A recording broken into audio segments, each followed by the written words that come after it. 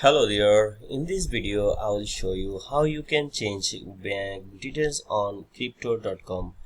It's very easy thing to do. What you have to do first, open crypto.com app from your device. Now after opening the app, what you have to do, log into your account with your login credentials.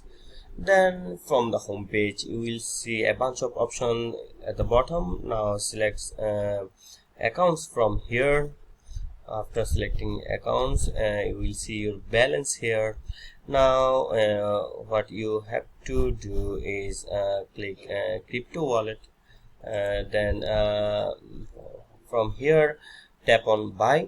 Then select a crypto from here.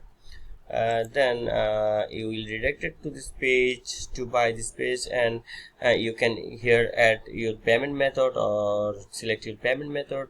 To add your card or bank details, select add payment methods.